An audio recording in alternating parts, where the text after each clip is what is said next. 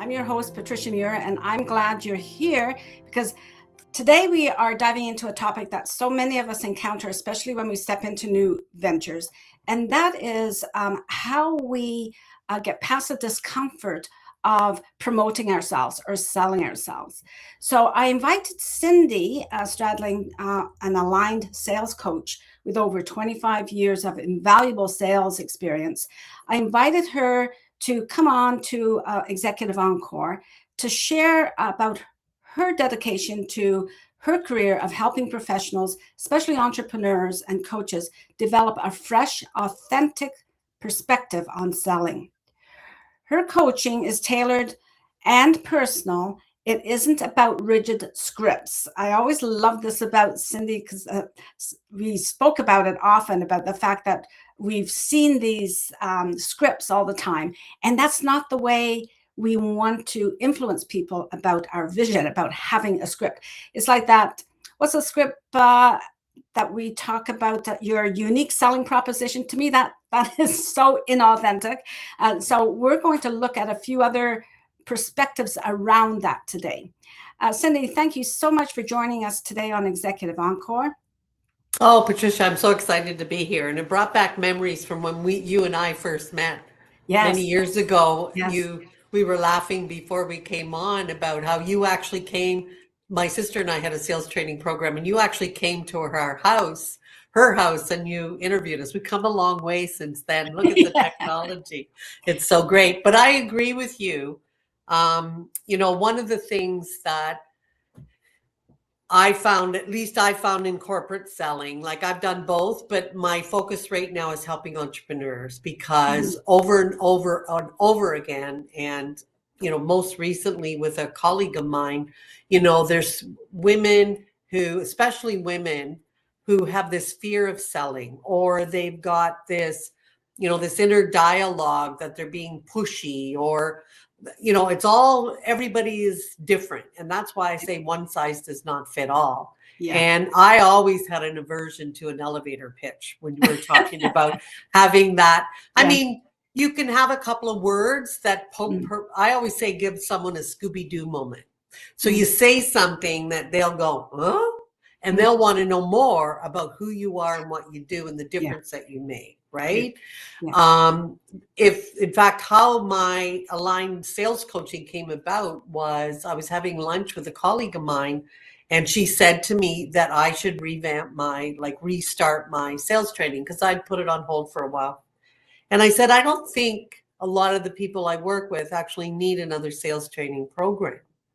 What they need is, and this is how I designed it, a 4-week one-on-one program that has us get inside their head individually. So if I was working with Patricia, what Patricia is, afraid of, or whatever her mindset is, or whatever it is, could be very different from Susie or Brenda or any of the other people. And I have seen women transform when they just some very minor shifts, or, maybe they've had a bad experience with working with someone. And, we do need to know what makes us unique. We do need to know the value that we bring. And without that, I mean, we're not going to be able to convince anybody. Yeah. But if you're approaching it from a place of fear or insecurity, that's going to come through. Yeah. And I think even if you're coming from it as, maybe you don't have experience in sales and you automatically think it is sales, then you start to think your message is salesy, and therefore it doesn't feel aligned. I love that you talk about being aligned. It's aligned with your message and what you want to bring out into the world, right?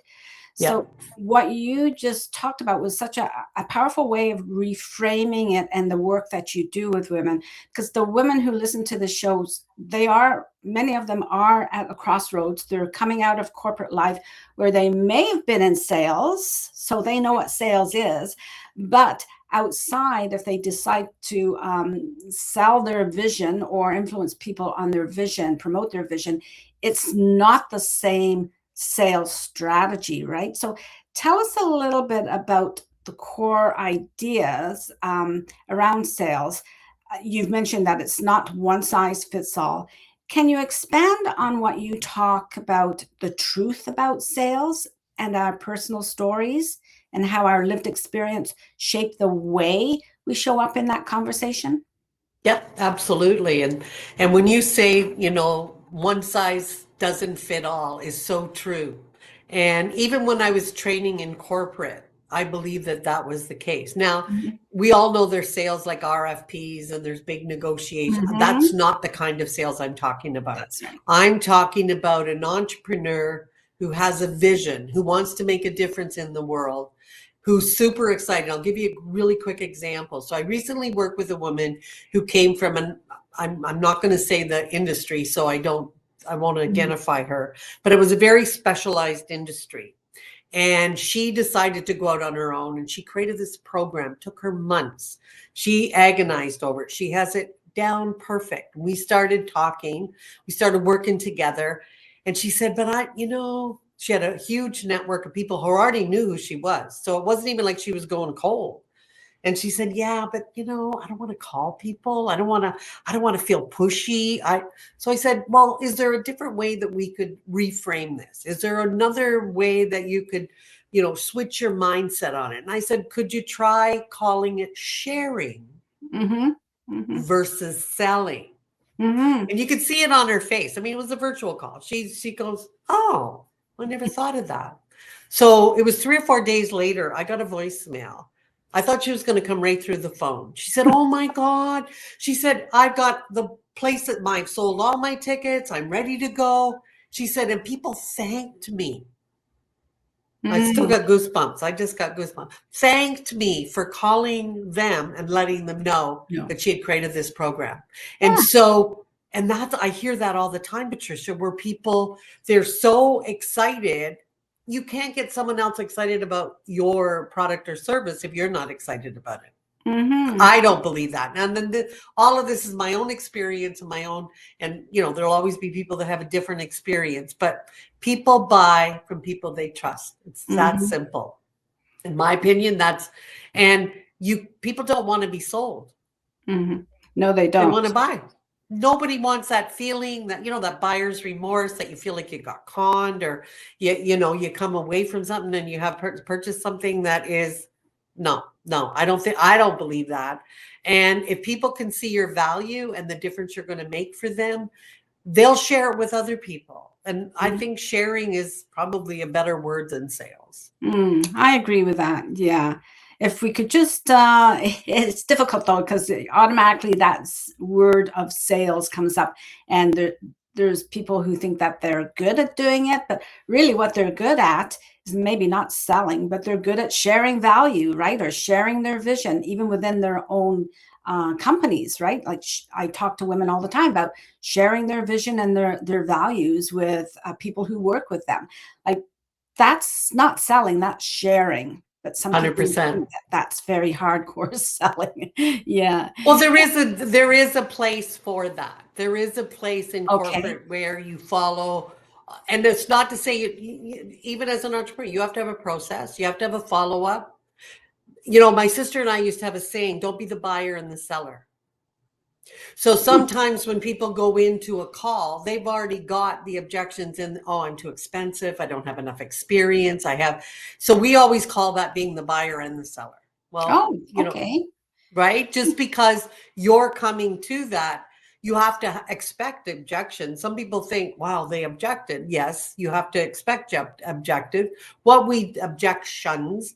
What we do is we work on what are the most likely objections that you're going to get and how could you respond to them to let them know that you could still solve their issue or still help them do whatever it is that you do, whether it's a service or if it's a product. It doesn't matter. Whatever that benefit is that they're going to get from purchasing your product or service, you need to be prepared, because most people, and again, this is a generality, our generality is, are there a no?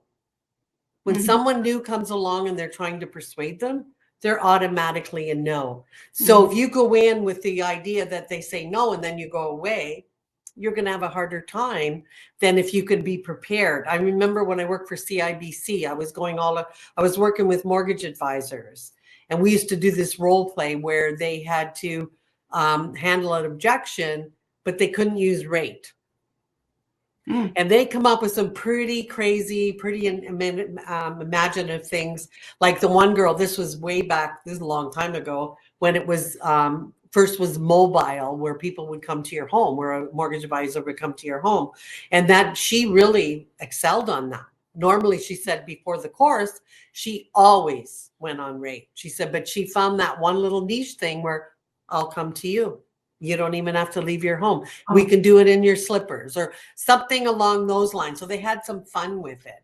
So expecting someone to not object isn't doing your homework. So one of the things I do is I do a lot of role play with my clients. So I'm a terrible buyer. I'm very negative. And I give them to grow that muscle. So by the time they get to it real, then they know that they're good. Yeah, it would be much better role playing with someone who is playing the role to the tilt, right, or to the hilt, and then they'd be very surprised. I would think if they were able to answer that objection and feel more trust in their own process and their way of communicating. Yeah. Talking about trust, their own trust, but could you talk a little bit about the importance of building trust and how that becomes the real foundation of any successful sales process? Absolutely, because without trust, you've got nothing. And that's with any business relationship, any personal relationship. In fact, I still have, and we ended up canceling our lunch, but I spoke with her last week. I still have my very first customer that I got 21 years ago. Really? Wow. And I actually told her I was coming on. Actually, I was on another podcast last week and I was coming on. And I said to her, why have you stayed with me all these years? Like, why? What is it about me? And she said, because you do what you say, what you do, and do what you say. And I know if you tell me you're going to do something, it's going to happen. And that's the way to build trust. Like it's through the follow-up. So if you tell your customer, I'm going to send you XYZ on Tuesday, you send it on Tuesday and you stay in touch with them. So I remember reading an article a number of years ago that said the biggest complaint clients have with salespeople is they disappear after the sale. Yeah. So they have the sale. I come from what they call, and this is really old fashioned. I'm going to date myself now, but I still believe it's true. I don't care how old you are. Is that what we used to call a farmer? We used to call it farming. So you think about a farmer, they plant a seed.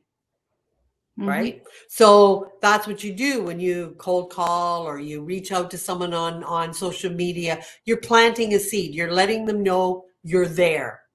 I have this service. I have this product. And then what you do with the seed, you water it, you give it fertilizer. So you may send them articles. Back in the day, I would invite them to showcases, whatever it took for them to get to know me a little bit better.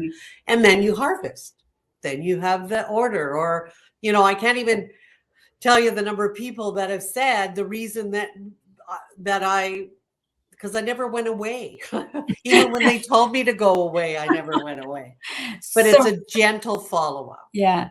And so it's not a quick sale, or here's something that we talk about when we talk about sales too. And it's not transactional. You talk about building the relationship, building the trust. And so then we're getting away from this salesy feeling. And what we're doing is we're building relationships of authenticity and trust with people who you could probably go on to a different product and they would follow you with that product or service, right? Because they know you as the professional who shares valuable services, products, or whatever with them. Yeah, I've heard of that actually, of people who sell a particular type of product and high ticket product, and they go to a different industry, and they will go back to their clients, and they've built such a great relationship that when that client is ready to buy that piece of equipment or that service, they want to buy it from that person because they know that they're going to get that extra service, that relationship with it. So they don't feel like they're out in the cold with someone new, right?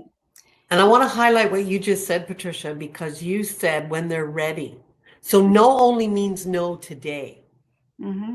Right? So a lot of new salespeople, they assume that when someone says no, that's it forever. No.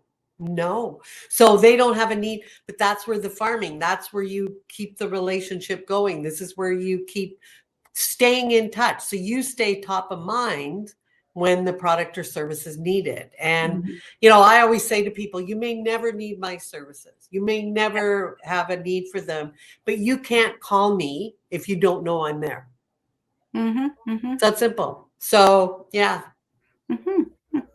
So you've given us so much incredible insight about flipping or reframing sales, especially if we're not comfortable or we were not in a sales position. But as you have mentioned, we're all in sales to a certain degree, right? We're all trying to influence people. So this works very well with being able to influence people, even if it's to influence them to accept what our vision is, right? 100%. Yeah.